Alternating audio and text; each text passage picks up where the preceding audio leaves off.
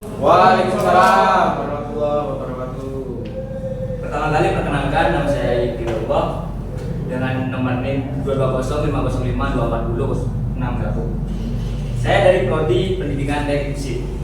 Di sini saya akan menjelaskan tentang sistem pendinginan pada sepeda motor. Nah, kalian punya sepeda motor semua kan? Ya, punya. Setiap sepeda motor kalian itu ada sistem pendinginannya. Apa sih fungsinya sistem pendingin pada sepeda motor? Akan tidak overheat. Betul. Ada jawaban lain?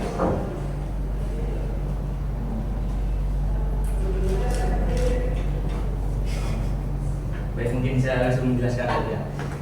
Sistem pendinginan pada sepeda motor adalah mekanisme yang dirancang untuk menjaga suhu mesin tetap optimal selama penggunaan, dengan tujuan utama yaitu benar tadi jawaban dari Mas Ustaz, yaitu untuk mencegah overheating yang dapat merusak komponen mesin dan mengurangi efisiensi. Sistem ini bekerja dengan membuang panas yang dihasilkan oleh proses pembakaran dan gesekan antara komponen mesin, sekaligus menjaga mesin pada suhu kerja optimal. Tanpa pendinginan yang memadai, mesin dapat mengalami overheating yang berisiko merusak komponen, sementara suhu yang terlalu rendah atau undercooling juga dapat menurunkan efisiensi mesin. Secara umum terdapat dua jenis sistem pendinginan pada sepeda motor, yaitu pendinginan udara dan pendinginan cairan atau menggunakan radiator. Untuk pendinginan udara itu seperti sisi-sisi kecil seperti motor kayak Supra, motor kecil lah. Dan untuk yang menggunakan radiator seperti motor-motor yang sisi besar 150 ke atas seperti Vario atau CBR. Untuk cara kerjanya yaitu pendinginan udara.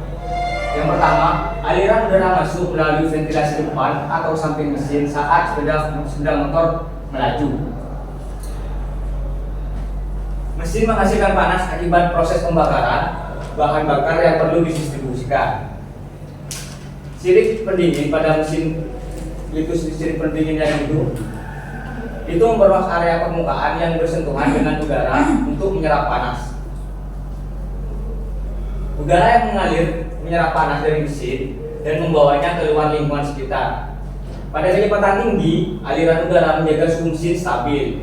Namun, kipas tambahan digunakan saat berhenti. Untuk pendinginan menggunakan cairan atau sistem radiator, yang pertama adalah penyerapan panas. Cairan pendingin yaitu menyerap panas dari mesin di sekitar silinder. Lalu dilanjutkan ke sirkulasi. Sirkulasi yaitu pompa air mengalirkan cairan panas ke radiator. Dan pendinginannya, radiator mendinginkan cairan dengan bantuan kipas atau udara luar. Selanjutnya pengaturan suhu yaitu menggunakan termostat. Nah, di mana termostat ini mengontrol aliran cairan berdasarkan suhu mesin. Baik, selanjutnya keuntungan dan kerugian pendinginan udara dan pendinginan cairan.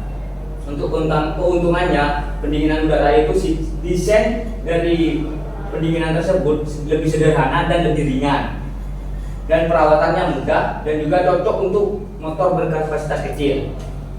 Untuk pendinginan cairan, keuntungannya yaitu yang pertama lebih efektif menjaga suhu mesin stabil, yang kedua cocok untuk motor berperforma tinggi, dan yang terakhir mengurangi kebisingan mesin.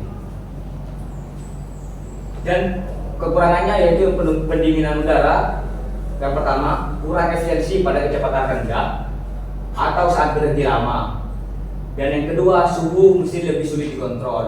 Sedangkan yang penggunaan pendinginan cairan desain lebih kompleks dan berat. Yang kedua membutuhkan perawatan yang lebih rutin, dan yang terakhir biaya lebih tinggi dibandingkan pendinginan udara.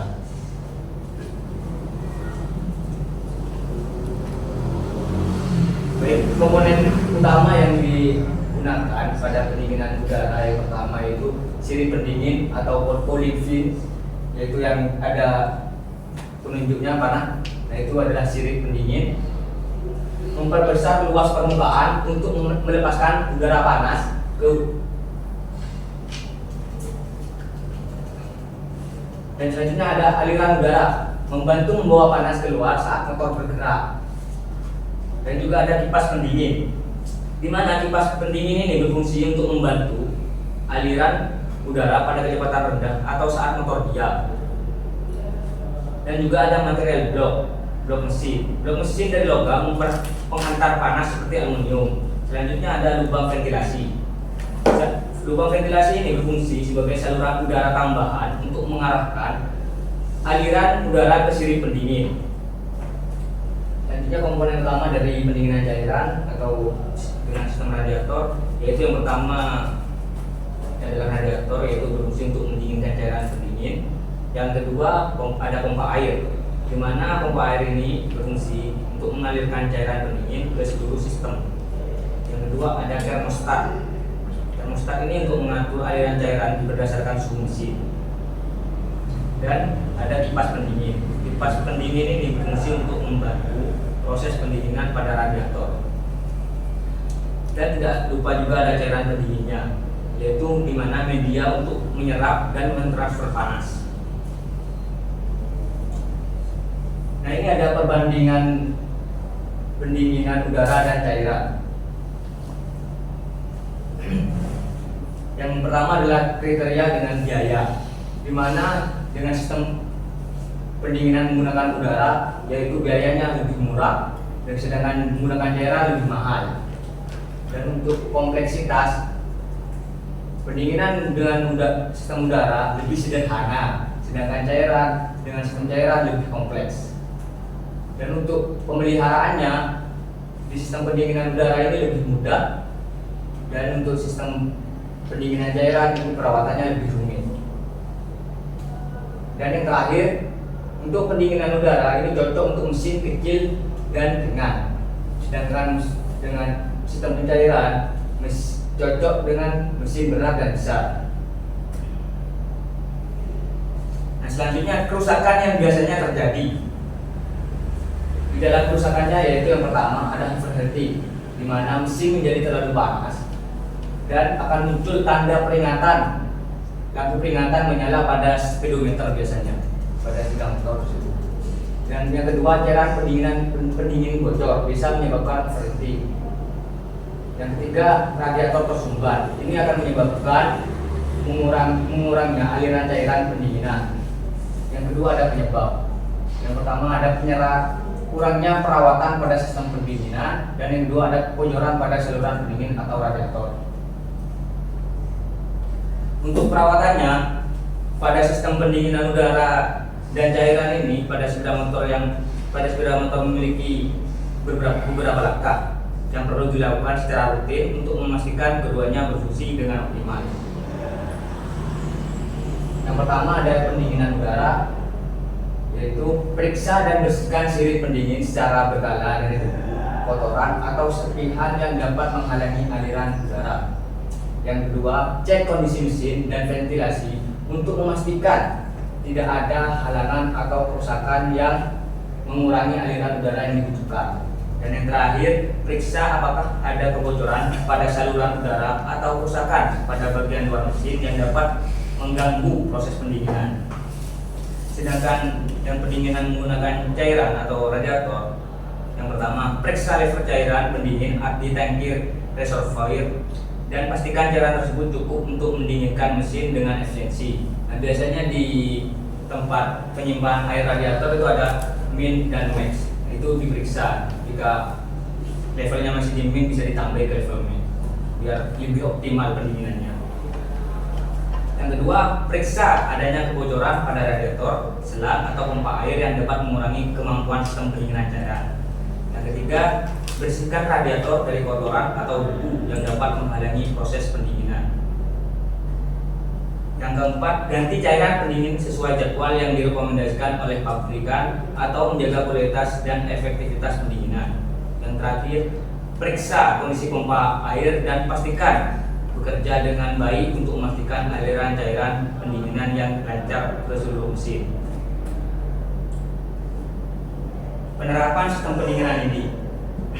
Sistem pendinginan pada sepeda motor bertujuan menjaga suhu mesin agar tetap stabil dan mencegah overheating. Terdapat dua jenis sistem pendinginan, yaitu pendinginan udara dan cairan. Sistem pendinginan udara menggunakan aliran udara saat motor bergerak untuk mendinginkan mesin. Biasanya digunakan pada motor berkapasitas mesin kecil hingga menengah.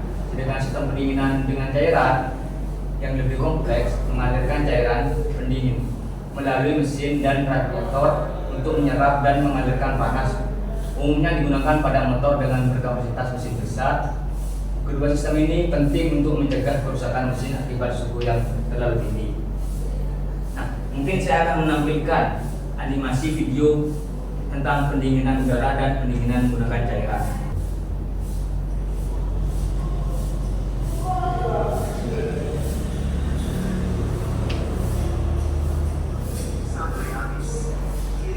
Nah, ini sistem pendinginan menggunakan udara, di mana menggunakan sirip pendingin di bagian mesin motor. Sistem akan bekerja ketika motor berjalan nantinya. Udara akan melewati jalan dari seperti itu, nanti bisa dilihat sendiri ya. Bisa dipelajari.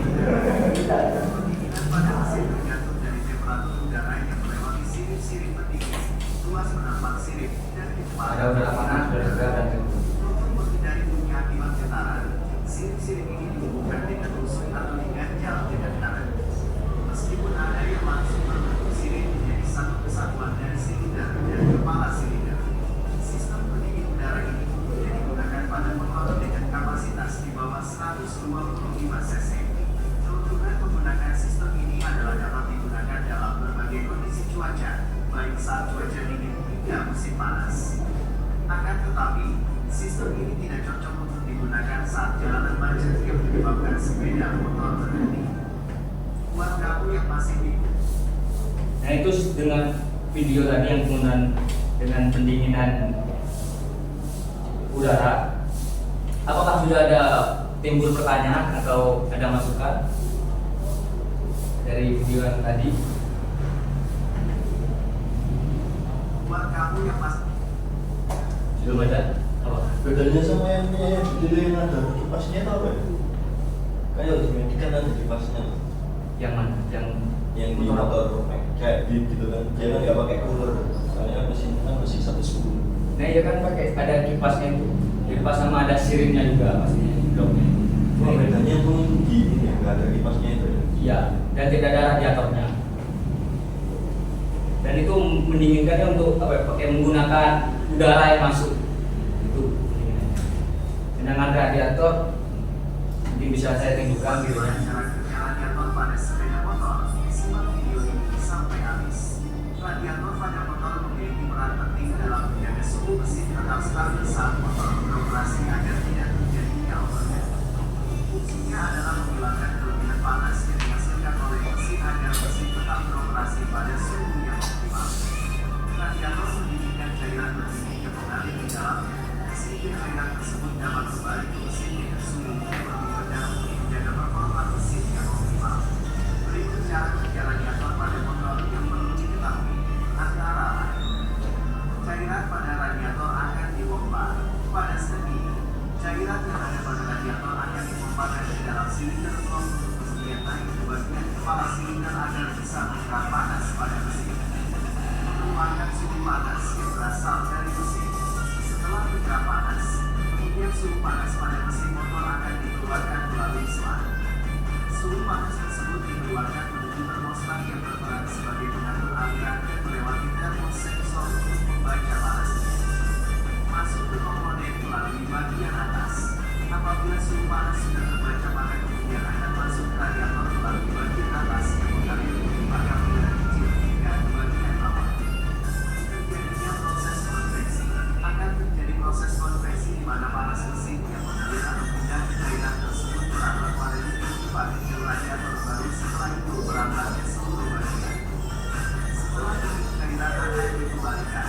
Cairan yang menyebar di seluruh bagian komponen apabila suhu sudah turun maka akan dikembalikan ke bagian mesin. Suhu di bawah 90 derajat tidak akan bersirkulasi. Untuk suhu yang berada di bawah suhu tersebut tidak akan bersirkulasi ke bagian radiator motor. Harus menunggu hingga naik terlebih dahulu. Barulah radiator bulan yang panas akan naik dan melewati pendinginan di radiator. Proses pendinginan dibantu kipas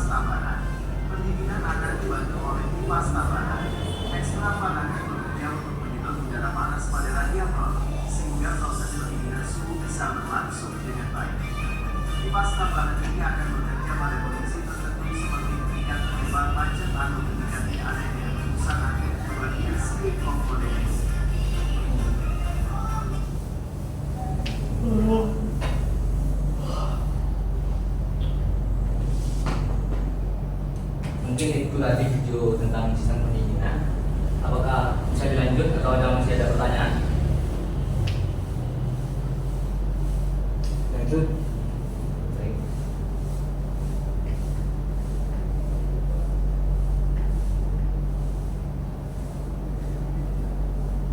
Baik, mungkin tadi materi yang bisa disampaikan. Nah, dari materi yang tadi saya sampaikan, mari kita ukur pengetahuan kita tentang materi tadi yang sudah saya jelaskan dengan menyelesaikan soal-soal yang saya buat di quiz. Bisa di-scan.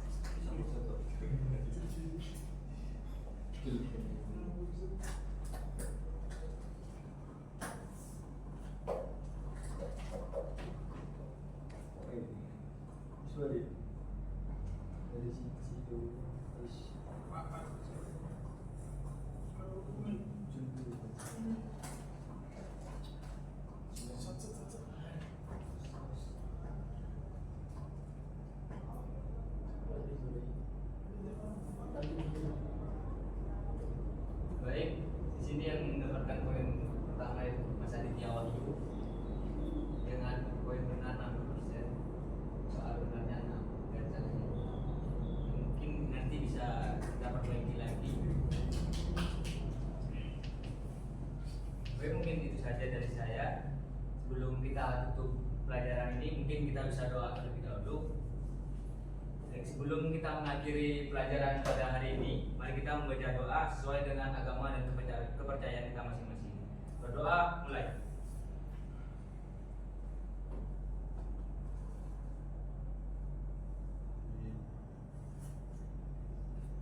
Doa tak pernah usai. Baik, assalamualaikum warahmatullahi wabarakatuh. Waalaikumsalam.